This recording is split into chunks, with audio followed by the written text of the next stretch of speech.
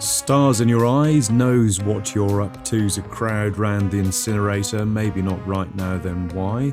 This shirt is buttonless, these slacks are bottomless, expensive than bottomed plus expenses. They leave little to the imagination, I can see your entire arse.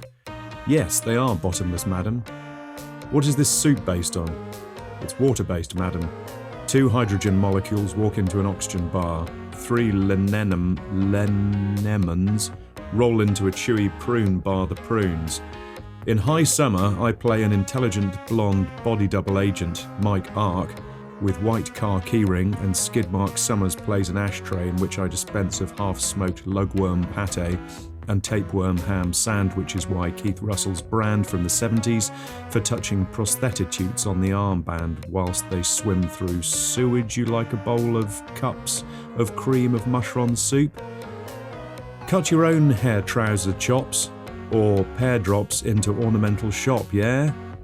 Buys a 7-headed pig ornament for Aunt Ma, and Pa Solemne tortoise only eats lettuce, see what happens in show. Hello and welcome to Fugcast. As you know, I'm an Aquarius, which means I'm a bit cheeky, I like a laugh, enjoy the occasional glass or two of Prosecco, or 7 glasses. Watch out, I'm like a tiger, a smooth pink tiger without the stripes. You've got to complete laughing, I mean keep laughing. Or perhaps not. Look, I'll warn you, this isn't going to get any easier to listen to. It's episode 26 and I've stopped trying to be listenable. You're either with me or against me, or not bothered either way, or not listening. You'll notice that I have a snazzy new haircut that I did myself with eyes closed. Looks like you've had a fight with a lawnmower, says Darryl at office.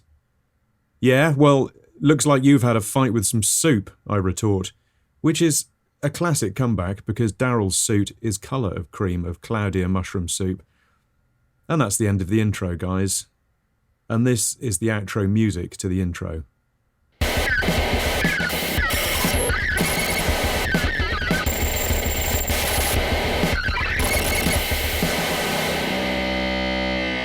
Okay, coming up on Fugcast, we've got nice music, interesting ideas, and a difficult conversation between myself and a man played by myself. That's correct. Modern technology has allowed me to record voice acting twice and then make it sound like it is a real conversation. So we're looking forward to that, aren't we?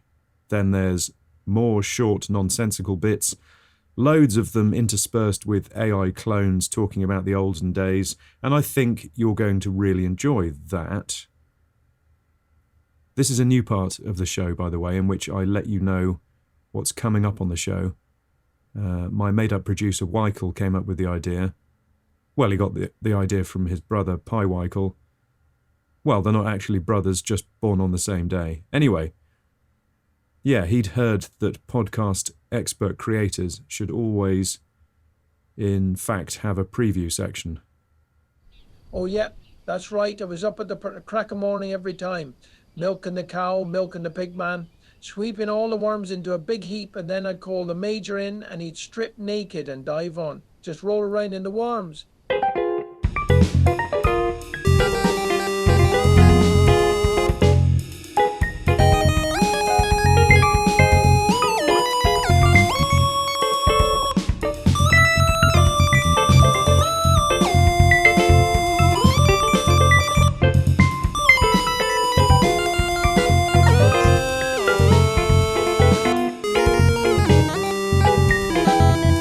If I spend £5 on crisps, will I gain £5 in weight? If I lose £6 on the horses, will I win £6 of sausage meat in raffle? And if I cook sausage meat in a pot with cream, crisps, fag ash, lettuce, tomato, organic celery, Lego, Waitrose receipt, and invite my elderly neighbour Glenys round for dinner, what do you think? She says, delicious. Or does she say, oh, where's the WC, Simon? I need to spend a penny. But my housemate Les is in toilet, so I say, sorry, no, you'll have to go back to your house. And she says, oh, okay, Simon. But on the way out, she trips over my foot and fractures into a million pieces, which I sweep up and add to the stew. That's right. Every morning collecting worms. Only the big ones, mind you, the big fat juicy ones. The Major sleeps all night in the ditch, stark bollock naked, and I has to wake him up by tipping my barrel of worms on him, and he says, "What? Who are I? Who am you? What day was it?" And even though he doesn't know who I am, he still gives me my shilling, even though he didn't have his clothes. I don't know where he kept it, if I'm honest. That's all right. Yes, certainly, sir. We all had to wake up at the crack of morning, every time. Sweep the barn, sweep up the worms and milk the old pig man. I didn't like that. He had 17 teats and 17 penises. It was a fiddly job, all right. Every Saturday we'd have pie and mess with a bit of shepherd's pie and that. Gravy, red sauce, brown sauce, chips, 17 sugars, served in a dustman's hat. After that we'd just stare at the wall, you know, it was always the same, sort of grey and lumpy. And now it's time for this week's pretend interview. You may remember that last week there wasn't an episode, and there wasn't one the week before that, or the week before that, and that's because this isn't a weekly podcast. As I've said countless times, this show writes itself, and when it's done, I release it, so stop going on about it, which you're not, and in fact, I'm so sorry for saying you were. This week's guest is a very special guest, called the name Ian. So let's all welcome Ian to the studio, because that's right, I've got my gang here. Make some noise, guys. Yeah, they're a mad bunch, and all played by me. Sorry, Ian, these guys are a bit crazy. Oh, don't worry, mate. I'm used to it. I got 17 brothers. We're all same age. Clones, I call them. So, Ian, you're a sort of northern chef man, which is interesting for me. Yes, I cook two things. Soup and, well, just that. That'll do. Ooh, sounds delicious. What kind of soup? What does an Ian soup taste like? Onion soup. So, an Ian soup is onion soup. Aye, take raw onion into blender with rainwater. You can't get better than that. That's what I serve in my cafe. That's all I serve. Well, we don't serve it. It's more help yourself, isn't it? Oh, is it? Hey, that's kind of cool, yeah, I guess. And your quote-unquote cafe is an al fresco sort of affair, am I right? Outside, aye. Into ditch at bottom of road. I make soup, tip it in ditch, and anyone can help itself. We've got a few regulars now. Fox, magpie, half badger man. They pay me in excrement. That's great.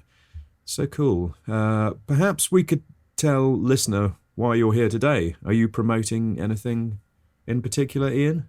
No, I just wandered off to the street. I saw blue lights on, and I were curious, so I knocked on the door, and funny little man with shriveled eyes and beard opened the door and said, "Come in," in a really creepy voice. Ah, yeah, that's my butler. I call him Peanut Butler, because he's usually got some in his beard. Peanut Butler, that is. He looked just like you. Like me? What? No. It wasn't me, matey. Look, I've got a different t-shirt on. Mine's got a picture of some hummus on it, and his had pesto on it. What, that pesto t-shirt lying on the floor? Look, matey, I don't like what you're implying. What, do you think I pretend to be my own butler? Who would do that? Well, I guess you would. After all, you're pretending to be me, aren't you? And your team of sycophants. They're all you, right? Oh, yes. Well, I forgot about them. OK, guys, let's give a round of applause for Ian. Off you go, Ian. Righto. Can I have one of those peanut butler soup sandwiches, pretty please? Sandupwiches? One of the sandupwiches. Sandupwiches? One of the sandupwiches. Sandupwiches? Sandupwiches? One of the sandupwiches. One of the sandupwiches. Sandupwiches. One of the Sandupwiches. Sandupwiches. Sandupwiches. One of the Sandup. Which is why I had to let him go. I mean, let one go. Excuse me. Robert, you are funny. Would you care for a Sandupwich? Don't mind if I do, Penny. My name's Sheila. Oh, yes. Well, you're pretty as a penny, eh? Oh, Robert, stop it. You know I don't like compliments. Here, have another Sandupwich. Oh, thanks. They're very nice. What's in them? Some sort of brown stuff. Rust, mostly, with some pickled Wallmans, Waitrose receipts and some brown Lego. Do you like them? Yes, rather yummy. I'll take a couple more for the road. Oh, are you leaving? You only just arrived mid-sentence, as it were. Do stay, I've got some homemade jelly pieces and a very old Edwards cake. Tempting, Penny. VV tempting. But no, must be off. I've got to visit some other girl, you see. Oh? She lives just beyond the marshes in that spherical house. Like this house, you mean? Yes, but rounder and without the grainy surface. She makes jolly good iced buns. And after that, it's over the heath to visit another girl who makes very nice trifle. Full of microplastic. Yes, nice. Well, do take the rest of the Sandupwiches. Yes, thanks, Peepee. And a couple of slices of Edwards cake? Oh, no, I don't think I've got the strength to carry them. Oh, yes, well, bye, Robert. Don't look so sad, Penny. I'll be back tomorrow for more grub. Perhaps a chocolate acropolis, you know, with the fondant tourists, and maybe a Mobius cake. Imagine a game show in which I am the host and also the contestants, all 57 of them. The host asks a question. For 57 points, what is my favourite drink? Bzzz. Yes, contestant number 1, what is your answer? Is it rainwater? No. Bzzz. Yes, contestant 2. Is it rainwater? No. Bzzz. Yes, contestant 3. Is it rainwater?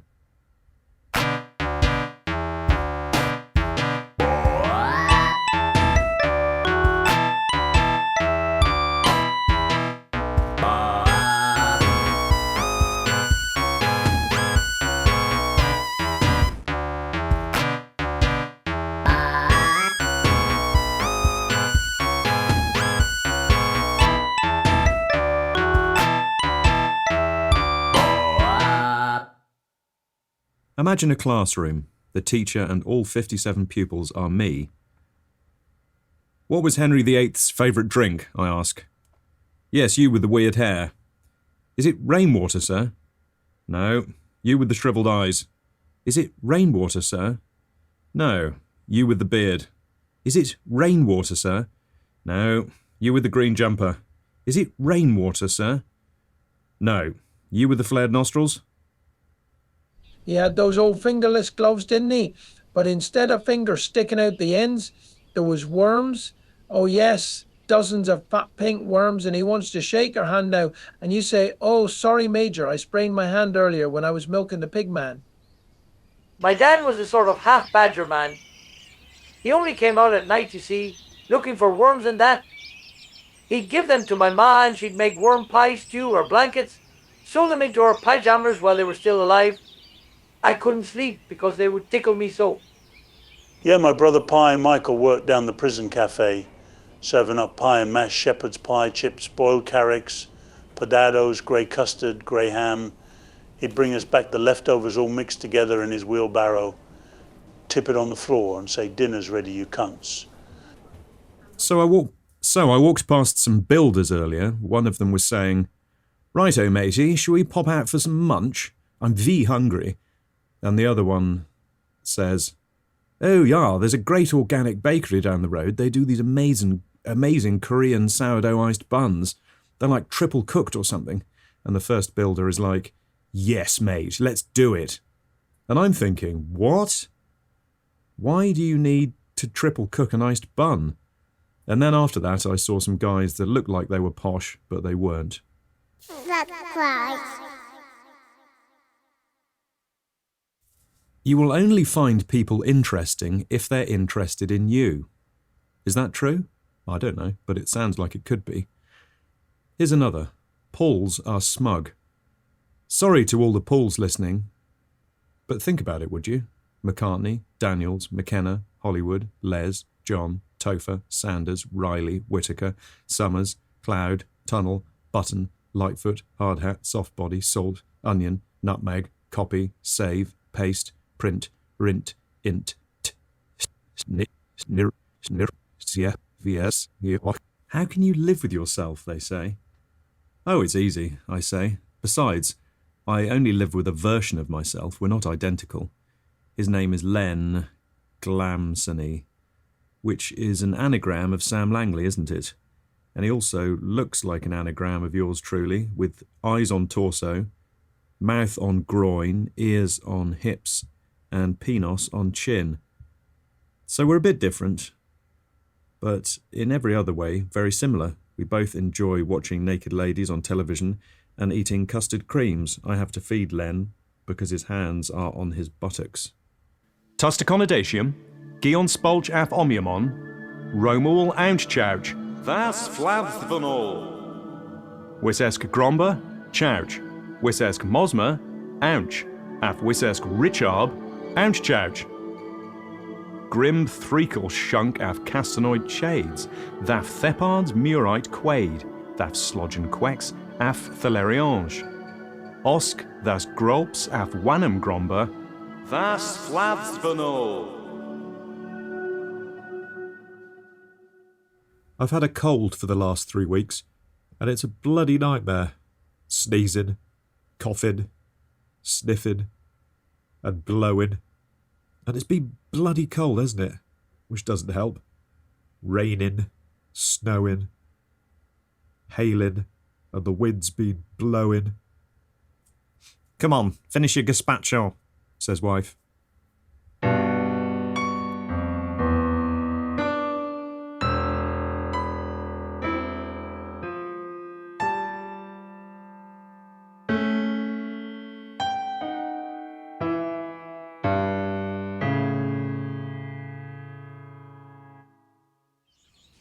We all lived in the old rotten apple, didn't we? My dad was a worm, my ma was a worm, and my brother Rico was a big fat juicy worm. I wasn't a worm though, I was an old Somerset bloke with a jug of cider and a bag of worms. And I offer them around, but they all think I'm mad as a bag of worms. He was all right, though, but he couldn't make a cup of tea, could he now? Cup of worms, oh yes. Fat pink ones wriggling out of your cup, oh yes. And you drink them all down like a good boy. And you say burp. Thank you, Major. So he makes you another cup. My granddad was a scary guy. He'd hide in cupboards or in a kitchen drawer, 'cause he was only little, and jump out at you shouting, "Boo, you cunts." And he looked like a young Mike McGowan, but much smaller, with bigger hair, smaller eyes, bigger nose, more teeth. Like a lot more. Yeah, thousands of teeth.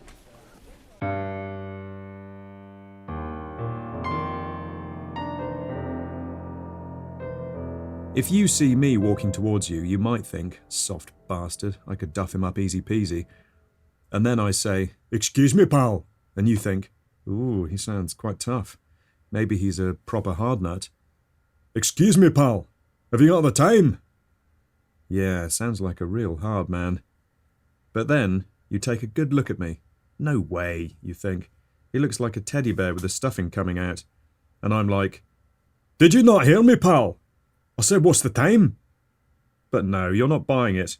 With my big soft wobbly head and my thin arms. But wait, because now I'm thumping you, saying, "What's the time, you wee prick?" oh no, he is a hard man, you think. But wait again, because it's like being hit with a dry sponge.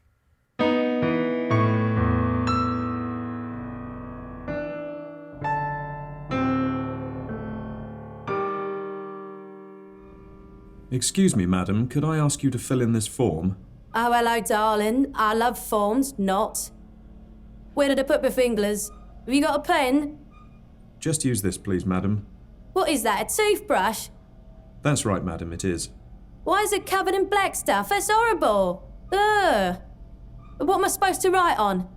The form is on my bare back. If I turn round and you lift my shirt, then hey pesto. Oh, what are you like, eh? All right then. Bleeding hell, that's a lot of questions. Hey, what's this about anyway? I'm just collecting data for my own private collection, madam. Don't worry, nothing personal. It's all nonsense. All right, let me put my glasses on. Now, let me see. It says, imagine that you didn't have any keys. How would you get in your house? A, chimney. B, break window. C, break door down. D, teleport. E, pass through hidden jelly door. F, ask husband if he has his keys. G, ask neighbours for spare key.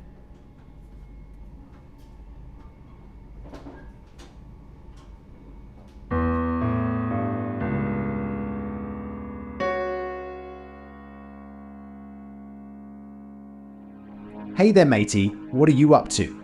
Oh, right, yes, hi, man. I've been doing my exercises.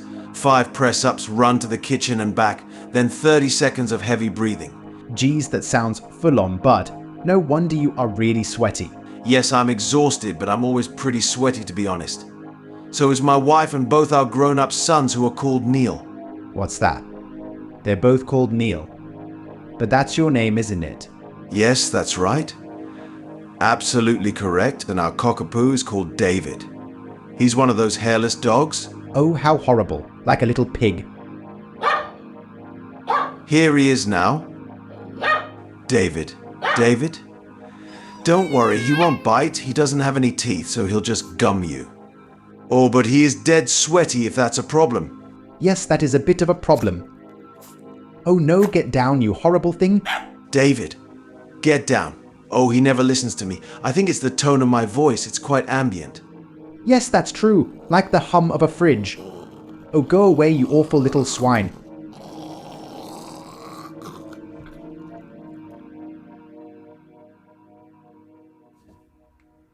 I set up this shell company. It sells shells. Any shells, really. Pistachio, snail, prawn. I'm going to open a load more, actually.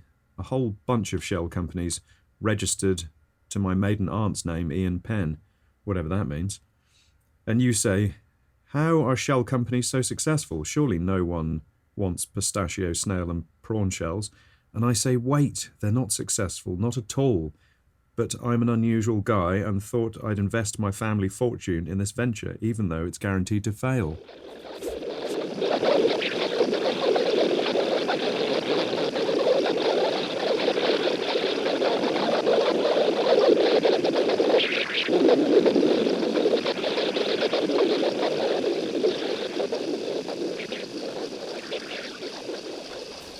Okay, but did you know that you can now, Okay, but did you know that now you can like someone's like on the My Anus app?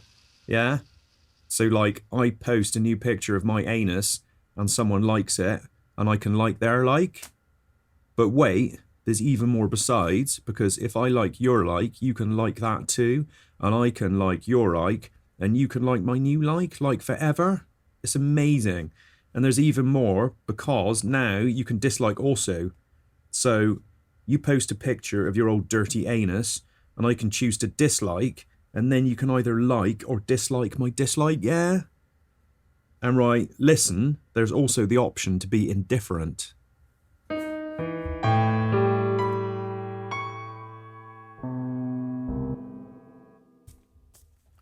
So I walk towards this girl and she steps to the side so I can pass, and I say, thanks. And guess what? She doesn't say anything. I reckon she should say thanks for me thanking her. It's common courtesy, isn't it? But no, she just smiles. She just smiles at me, which is triggering, obviously, because a boy once smiled at me and then stole my Lego horse when I was 37.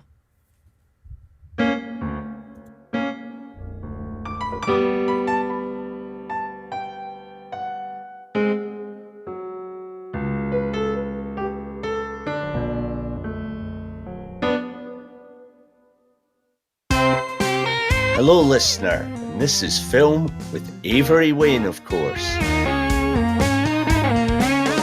My brother's mate, Ken Harris, is staying with us at the moment, which means, yep, you guessed it, I'm back in the kennel. Not for long, though. We just bought a new wee doggy, but we called the name Charles, and he'll be sleeping in here, so I'll probably move onto the lawn or into the ditch at the end of the driveway. Yes, that seems more likely. Don't worry about me though. Ken Harris is only here for another 8 weeks, and the weather is getting a wee bit warmer. For now, I'm still quite cosy. I've got a small pile of DVDs including Tomorrow Never Dies, Die Another Day, Lawnmower Man, Around the World in 80 Days, and The World Is Not Enough. Yes, that's correct. It appears there's Brosnan Better Actor. That's just a wee gag there. Seriously, folks, I'm here all week. Then I'll be in the ditch watching and rewatching films via my memory. Is It Shite? Tells the story of beautiful, charming and intelligent lawyer woman Gabby. And the plot is this. She's some brown substance all over the bottom of her shoe. But is it shite? Or is it something else like mud or clay or chocolate cake? This is a remarkable film, absolutely excellent. Gabby is played by Susan, who's really good at acting, and she looks so worried in the film, and that's very realistic because you would be, wouldn't you? Like imagine going to a meeting with some high-powered clients and you've got jobbies all over your clogs, because yes, that's the kind of shoes she wears. Well, one clog and one white plimsoll. Itchy Arnis 100 million R5 TQX7 is the latest film in the Itchy Arnis franchise, and once again stars Simon as an extraordinary man, Gareth, who still has an itchy arnis. In this installment, Gareth is prescribed a new experimental medication that makes him speak in a very high-pitched voice. So high, it's inaudible to humans, and it makes all dogs bark at him. Very interesting twist in this much-beloved series, and I give it 2 thumbs up. That's my new rating system, by the way. 2 thumbs means brilliant. 1 thumb pretty shite, and no thumbs total fucking shite. This film gets 2 thumbs up also.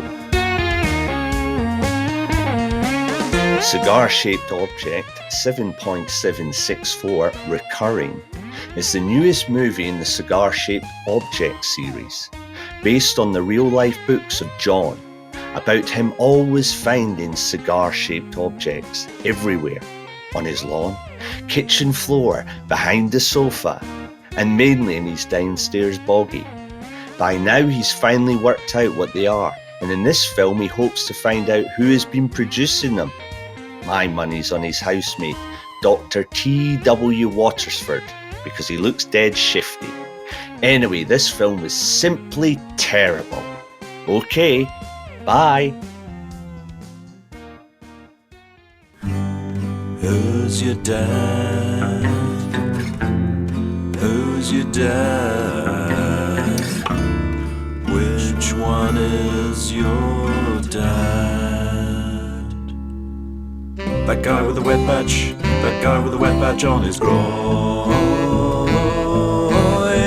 That guy with the bean stain, that guy with the bean stain on his shirt. That guy with the dried egg, that guy with the dried egg in his beard.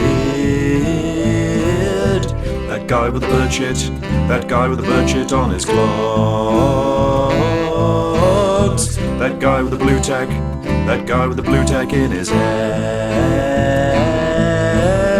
That guy with the soup stain, that guy with the soup stain on his tie. That guy with the pockets, that guy with the pockets full of fluff. That guy with the wiggling eyebrows and the mouth that opens and closes.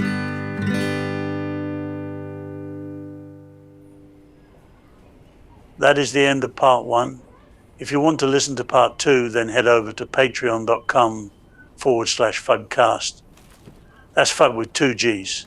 Go there right now, or I'll come round and stare at you. And my brother will be with me, and he'll stare at you too, even though he doesn't have eyes, and neither do I. Go to patreon.com/fudcast now, you mug up it.